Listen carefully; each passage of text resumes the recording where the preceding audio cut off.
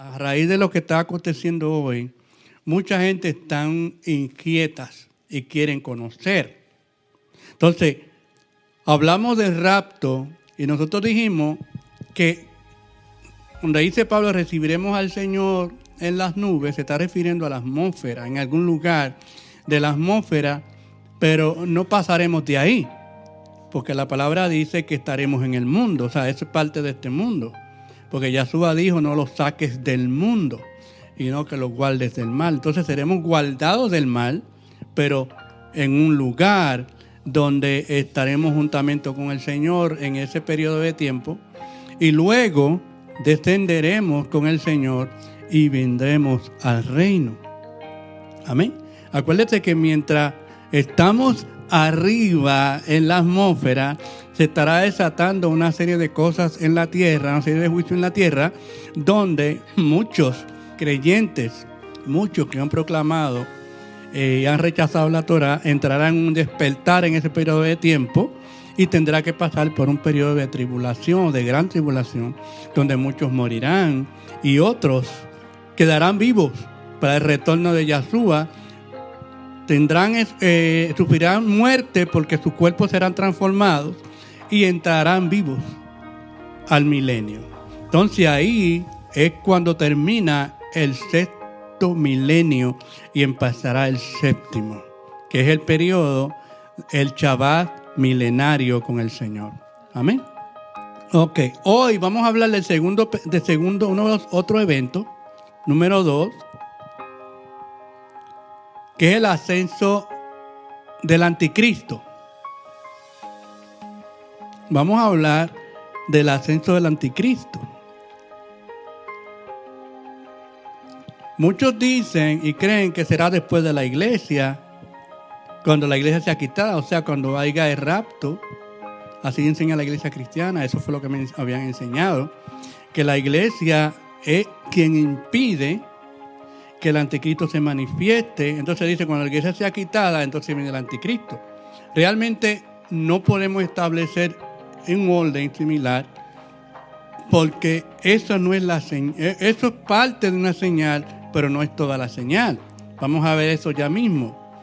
Ahora, el anticristo es un hombre con poder satánico, ¿ok? Él va a ganar mucho control mundial, y viene con promesas de paz. Estoy hablando en términos generales. En Apocalipsis 13:1, en Daniel 9:27, él va a recibir la ayuda de alguien más. De ese más se llama el falso profeta. Este falso profeta va a encabezar un sistema religioso mundial que va a exigir la adoración al anticristo, como está en Apocalipsis 19:20. Usted sabe que hoy se está levantando una religión mundial, una religión ecuménica mundial, liderada por el Papa, y se está nombrando una religión hoy que se llama Bahá'í.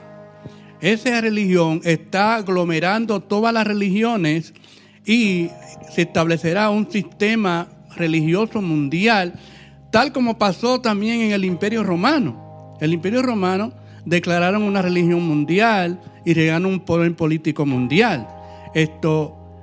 Y todo eso se sumó al imperio. Ahora, ¿qué impide que se manifieste el anticristo y cómo llegará al poder mundial? La iglesia cristiana dice que es que la iglesia lo impide. Mire cómo dice 2 Tesalonicenses 2:3. No dejen que nadie los engañe en ninguna manera, porque el día no vendrá sin que antes venga la apostasía. ¿Qué tiene que venir primero? La apostasía. ¿Estamos en apostasía? Hace tiempo que ya estamos en apostasía, así que hay una señal que ya está en cumplimiento. El hombre que se separa, así como ve la Torah, será revelado. ¿Ha sido revelado? Todavía no ha sido revelado. Así que se va a revelar. Te va a decir quién es. Es el que está destinado a la perdición. Él se opondrá a todo lo que a la gente lo que la gente llama a Dios o hacen objetos de adoración. No hemos llegado a ese punto, ¿ok? Él se va a hacer a sí mismo en contra de todo lo que sea adoración o todo lo que la gente llame Dios. ¿Qué es que la gente llama a Dios? A María, a Pedro, a Jacobo, a Santiago, a Jesús. A todo el mundo llama a Dios. A todo esto Él se opondrá. ¿Ok? Sobre todo ello, tanto que se va a sentar en el templo de Yahweh, quiere decir que habrá un templo, y proclamará que Él mismo es Elohim, que es el Eterno. En el versículo 7, porque leí versículo 3 y 4, en el versículo 7 dice, ese Pablo en 2 de Tesalonicenses, porque ya esta separación de la Torá está actuando secretamente, pero será secretamente solo hasta que el que lo está deteniendo esté fuera del camino. En la otra versión dice hasta que lo que lo detiene. Dice lo que lo detiene, no dice el que lo detiene, sino lo que lo detiene.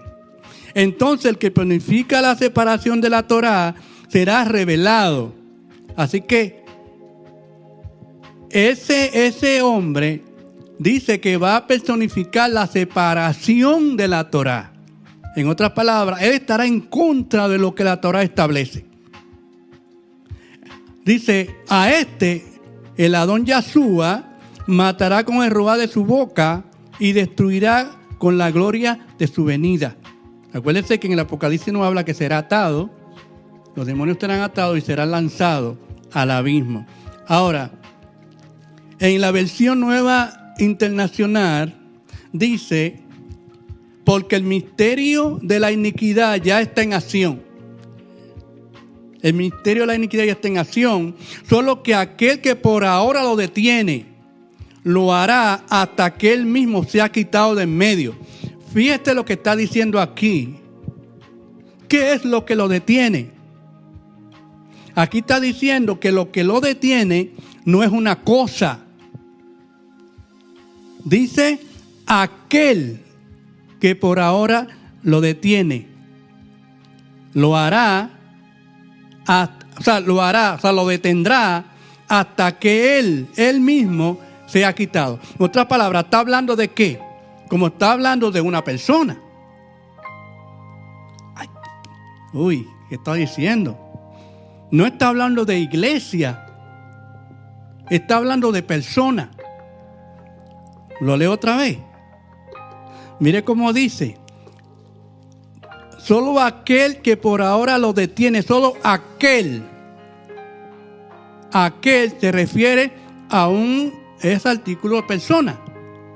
Aquel. A la persona. La iglesia cristiana dice que es la iglesia o dicen que es el Espíritu Santo. ¿Verdad que sí? Ahora yo pregunto, ¿ha podido la iglesia detener la apostasía? Porque dice que ha venido la apostasía. ¿Ha podido detener el incremento de la maldad en el mundo? No. La masacre que a diario se informa en los medios, no ha podido. Por otro lado, es imposible que el Espíritu Santo sea quitado, porque ¿cómo entonces se salvarán los que creyeren durante la tribulación? El único que aplica el plan de redención en toda persona que se convierta a Yahshua es el Espíritu Santo. Así que entonces el Espíritu Santo no puede ser quitado. Porque entonces otro punto, por otro lado, quisiera que me explicaran cuál sería la fuente de poder para que los testigos efectúen tantos prodigios y milagros que dice en el Apocalipsis. ¿De dónde vendrá ese poder? Es del Espíritu, porque Él es el único que da el poder. Entonces el Espíritu Santo estará activo. ¿Pero activo en quién? En aquellos que aman a Yahshua y quieren cumplir sus mandamientos y están perseverando en Él. Ahora, estos versos entonces, del que será quitado, se está refiriendo a una persona, y ese es mi mejor entendimiento. Mire cómo dice Daniel 12:1. Mírelo cómo lo dice. En ese tiempo, está hablando del tiempo de tribulación. Si busca los versos anteriores, en el capítulo 11, está refiriendo al tiempo de tribulación. En ese tiempo, Miguel o Mijael, el gran príncipe que protege a los hijos de tu pueblo, se levantará. Es decir, será quitado. Y después que sea quitado, habrá un tiempo de tribulación, tal tribulación que será sin paralelo desde que se convirtieron en una nación hasta ese momento. Oye, ¿cómo está hablando Daniel? En este tiempo, tu pueblo será redimido, todos los que cuyos nombres se encuentren escritos en el libro. Entonces, ¿quién es que lo impide? Miguel.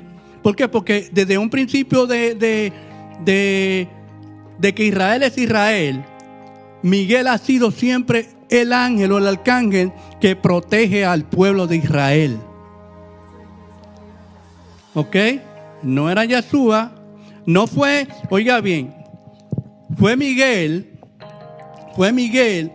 el que se presentó arriba a ayudar a Gabriel. No sé si se acuerdan de ese evento. Cuando Daniel oraba por la petición del pueblo, dice la palabra que enseguida venía la petición, pero el príncipe ¿de dónde? De Persia. El príncipe de Persia vino, pero entonces Miguel vino en su ayuda.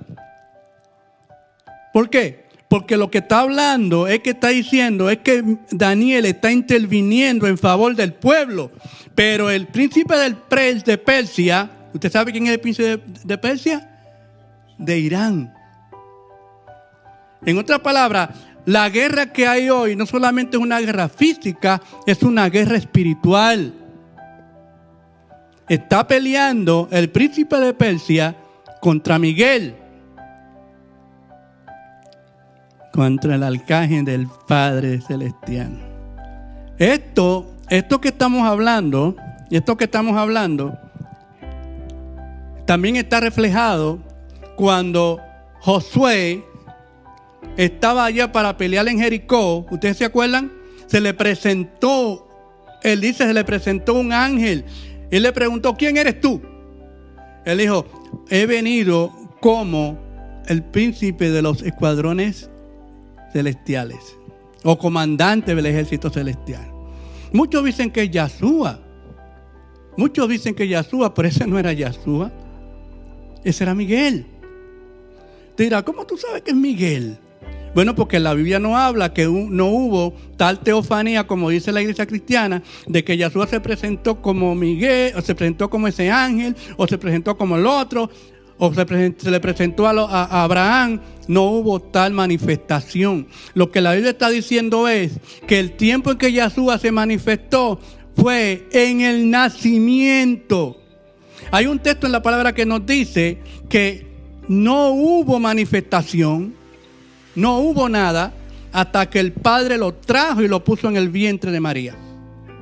Gálatas capítulo 5, que es lo que lo dice, que en el tiempo adecuado Él vino y se mostró al mundo. Entonces no se había mostrado antes. ¿Verdad que sí?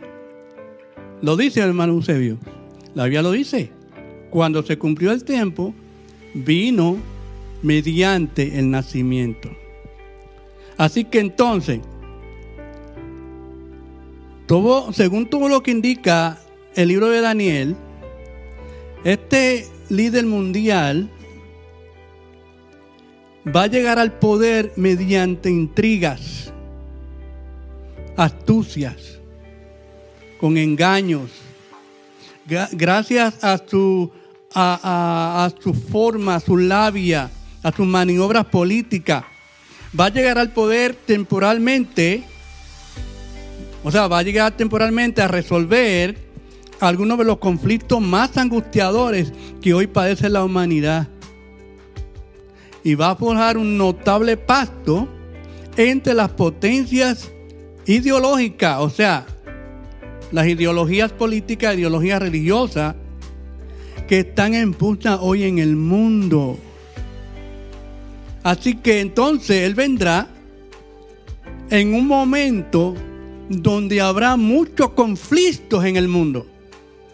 Usted dirá, ¿estamos en muchos conflictos? Es muy probable que pronto veamos esa manifestación del anticristo, porque los conflictos que estamos viviendo hoy no se habían visto nunca antes. Hay un conflicto increíble. Rusia contra Ucrania, Siria contra el mismo Israel. Siria, dentro del propio Siria hay un montón de enemigos. Dentro de Siria hay enemigos contra Israel. Irán contra Arabia Saudita. Yemen contra Israel. Irak contra Israel. Pero Pakistán también está contra India. Hay serie de conflictos. China en conflicto con India. Estamos en una era de tanto conflicto que realmente hace falta, el mundo diría, hace falta alguien que ponga orden. Y la ONU posiblemente va a buscar a ese hombre que tenga esa capacidad política, ideológica, para poder conciliar a los países del mundo. No sorprendamos, es posible que nosotros los veamos. O simplemente quizás ya lo vimos, pero no sabemos quién es. Tenga en cuenta que este líder mundial va a requerir la sumisión al gobierno mundial y el sometimiento de nuestros derechos humanos y libertades, donde está incluida la libertad de culto. La Biblia enseña que en una última instancia el objetivo del dirigente de este gobierno mundial será que sus seguidores le rindan culto como si fuera el Todopoderoso. Va a haber una coalición mundial donde los países islámicos se unirán. Pero también la Biblia está hablando de otras 10 naciones. Estas 10 naciones que se van a formar van a entregar el poder a la bestia. ¿Cuáles son esas 10 naciones? Bueno, se cree posiblemente quien va a liderar esas 10 naciones va a ser Alemania. Y va a estar en Europa. Entonces va a haber un poder tan terrible que se le van contra él y ellos se levantarán contra Israel.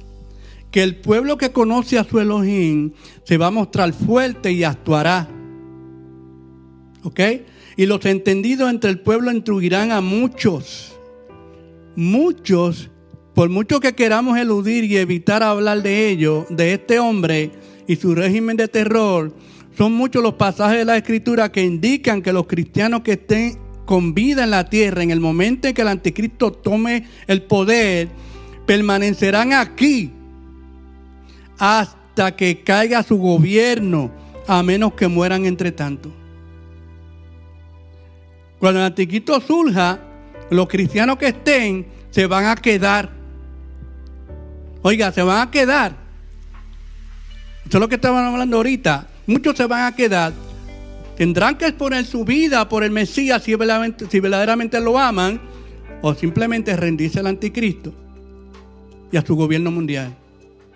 El Islam va a ser una potencia en ese tiempo. ¿Ok? En Daniel 11:21 dice: se levantará en lugar de él un hombre despreciable que no tiene derecho a heredar la majestad del reino, pero vendrá sin aviso y tomará el reino por engaño.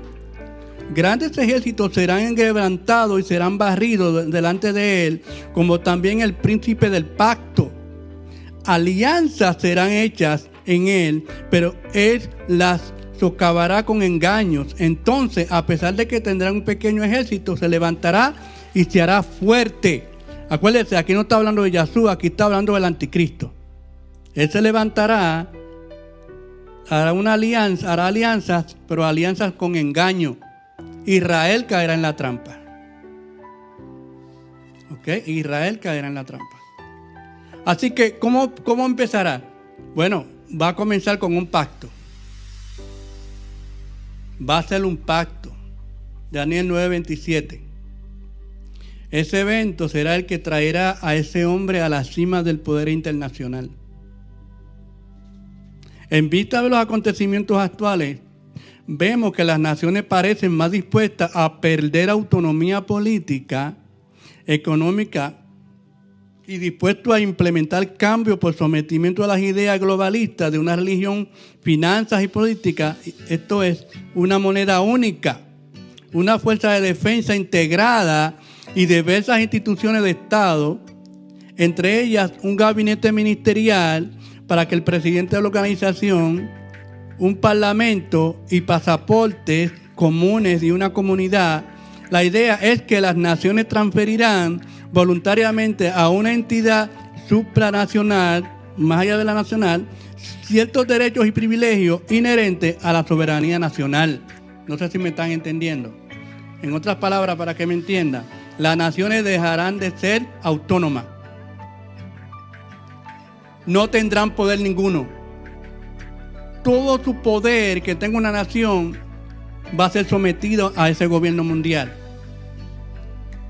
Toda su identificación, ciudadanía, modo de compra, pasaportes, todo será sometido bajo el régimen de ese gobierno mundial.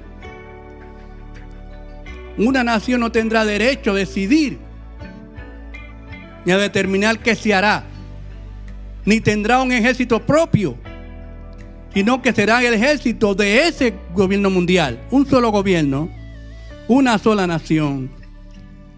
O sea, un solo gobierno, un solo ejército, una sola religión, una sola moneda, una sola entidad. Nadie te da identidad como tal, sino que se da identidad de ese gobierno mundial.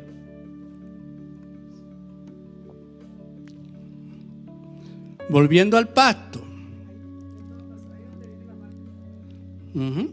Ahí es que viene la marca y el sistema económico y todo. Ahora, volviendo al pacto, la Biblia se refiere a él como como al pacto santo, dada por sus implicaciones religiosas, Daniel 11:30. Esto está relacionado a la reconstrucción del tercer templo judío y la reanudación de sacrificios y ofrendas. El templo estaba situado en la cima del monte Moria, que hoy se conoce como Monte del Templo, o para los musulmanes, Al-Haram Ash-Sharif, el noble santuario.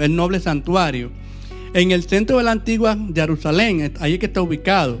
El primer templo se construyó allí bajo la dirección del rey Salomón y fue consagrado en el año 960. Los babilonios lo arrasaron durante el saqueo de Jerusalén en el año 587. Luego, bajo Zorobabel, los judíos volvieron a edificarlo en el 515. En el año 19 antes de nuestra era, el rey Herodes, rey idumeo de Judea, que por aquella época formaba parte del Imperio Romano, dio comienzo a la ampliación y embellecimiento del complejo del templo.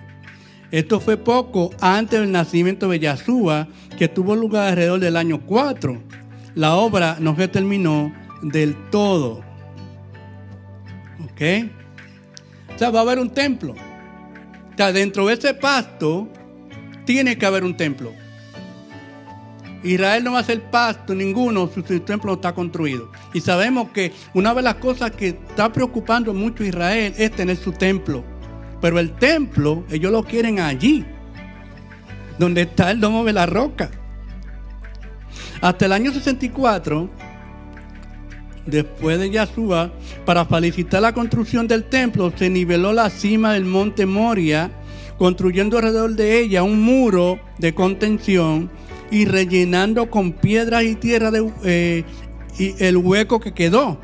Parte de ese muro permanece en pie hasta el día de hoy y se conoce como el muro de los lamentos. Todo eso lo hemos visto, ¿verdad que sí? En el año 70 los romanos saquearon Jerusalén y destruyeron el templo. No dejaron piedra sobre piedra, cumpliendo así la profecía de Yahshua de Mateo 24:2. Dice: veis todo esto, refiriéndose a los edificios del templo, de cierto os digo que no quedará aquí piedra sobre piedra que no sea derribada. Jerusalén quedó bajo el dominio romano bizantino hasta que los árabes musulmanes la capturaron en el año 638. Durante el gobierno del segundo califa, Umar ibn al-Khattab, este entonces mandó construir una mezquita de madera sobre la muralla más meridional del noble santuario, que luego se reemplazó por una estructura de piedra en el año 705, es lo que se denomina la mezquita de Al-Aqsa, y todavía existe hoy. Esa es la que nosotros vemos allí. Quiero que sepan este detalle. Una de las cosas que estaba leyendo es que todo esto, el imperio bizantino y el califa y toda esta gente vienen del imperio de allá de Turquía. Oiga esto, el imperio otomano, el imperio bizantino, Constantinopla, es el mismo nombre para Turquía. Eso no nos dice algo. Y Turquía hoy se está manifestando en contra de Israel. Para el año 687, Abd al-Malik califa de la dinastía árabe de los Omeyas, eso es historia, hizo construir una segunda mezquita, la hermosa cúpula de la roca. Sobre la roca que había sido el altar del templo judío, la misma sobre que se cree que Abraham estuvo a punto de sacrificar a Isaac. Esa mezquita aún permanece en pie. Ese es el domo de la roca. Dentro de esa mezquita hay una roca, que se cree que en esa roca fue sacrificado Isaac.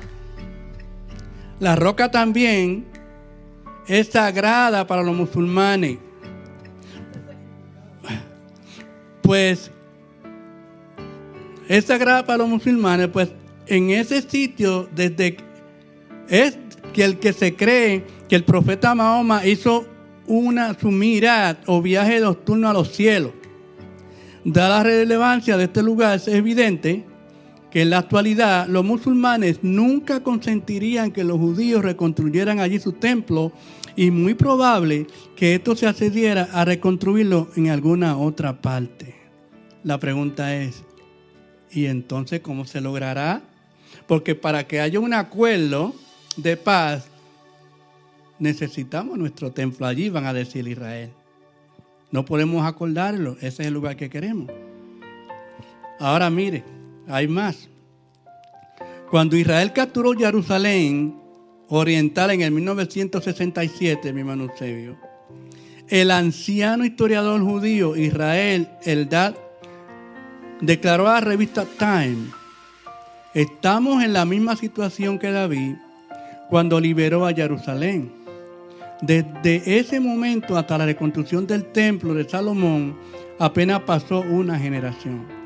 Lo mismo sucederá esta vez. Existen ya fotos y videos de que los utensilios y materiales para la reconstrucción del tercer templo ya están listos para su uso.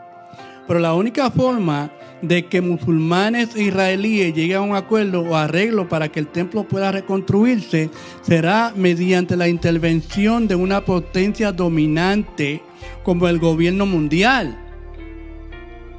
Hello.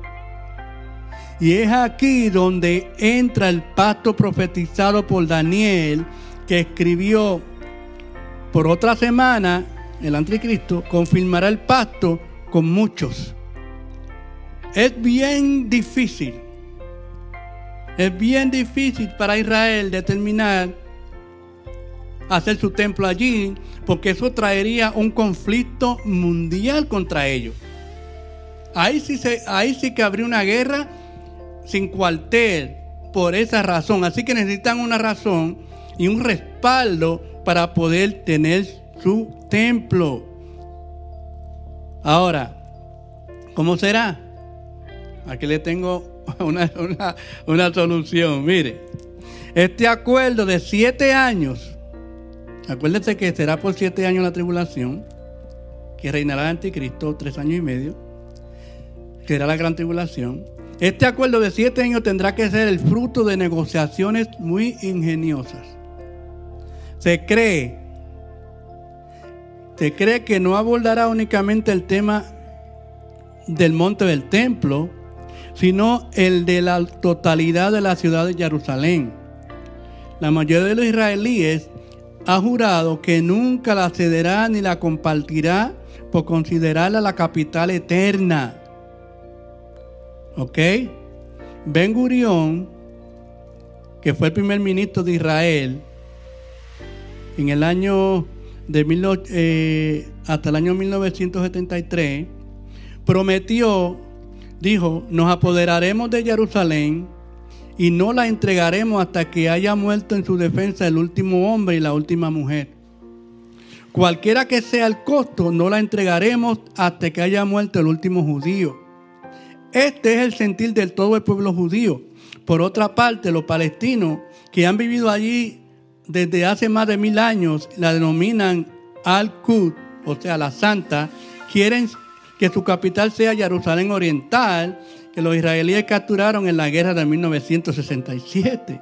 Así que el futuro de Jerusalén y del monte del templo es uno de los puntos más conflictivos entre israelíes y palestinos. ¿Cómo se va a resolver este conflicto? Como dirían por ahí, pero qué lío. Para resolver este problema, se especula que el anticristo va a internacionalizar la ciudad de Jerusalén. Hoy en día, la mayoría de las personas no es consciente de que esto estaba incluido en el acuerdo original que permitió la fundación del Estado de Israel como hogar de la nación judía. ¿Ok? Eso fue en el 1948. Para tomar Jerusalén en el 1948, ellos tuvieron que llegar a puntos de acuerdo y ese acuerdo estaba incluido ahí. Cuando ellos tomaron Jerusalén en el 1948. El corpus separatum, que en latín quiere decir cuerpo separado, fue el término que se empleó en el plan de la ONU para la partición de Palestina de 1947.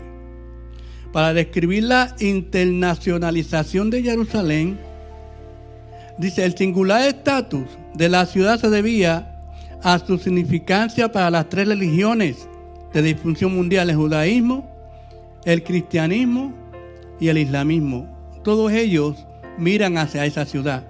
El plan establecería que la ciudad estaría sujeta a un régimen internacional especial y sería administrada por las Naciones Unidas. Daniel 11:45 y 2 Tesalonicenses 2:4.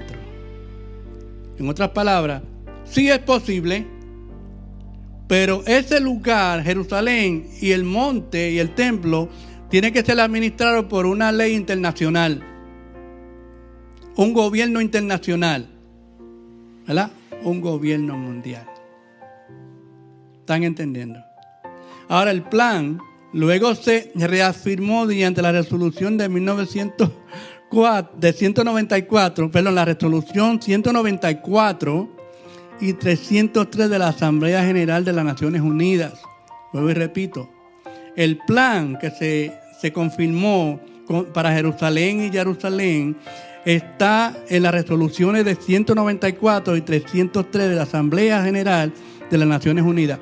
Yo entré a buscar cuál era el plan y cuál era la resolución. Y en la resolución se lee que dice que estaría bajo el dominio de las Naciones Unidas el control sobre Jerusalén y el control sobre el templo y la capital. ¿Ok? Sabe que el gobierno mundial está ahí ahora, pero esa resolución claramente, usted ve, no ha sido implementada. ¿Cómo y quién la va a implementar? Cuando se hace una resolución como esa, no se elimina porque ya está aprobada, pero queda ahí en la gaveta. Y en su momento se va a sacar. ¿Y quién va a ser? El anticristo. El anticristo. ¿Quién más? Va a usar la resolución para traer un acuerdo de paz. El anticristo, acuérdese, será de descendencia judía. ¿Cierto? Lo sabemos. De acuerdo a Daniel, que se menciona que no hará caso de los dioses de sus padres. ¿Quiénes son los dioses de sus padres? Los dioses de los padres de él, Abraham, Isaac, Jacob, porque es descendencia judía. Y las palabras del Mesías en Juan 5:43 dice: yo he venido en nombre de mi Padre y no me recibís. Si otro viniere en su propio nombre, a ese recibiréis. La palabra otro significa uno de su propio género, un judío o uno parecido. Esto es Juan 5:43. Este podría ser uno de los motivos por los que logrará que los israelíes cedan y acepten a esa solución. De hecho, según la Biblia, a la larga, el dictador que presidirá el gobierno mundial convertirá a Jerusalén en la capital política de su régimen. Acuérdense que Satanás quiere quitarle como el trono a Yahshua. Y mediante el anticristo, Satanás personificado en el anticristo, quiere detronar a Yahshua. Pero eso será bajo un engaño, bajo mentira, bajo falacia. Amén.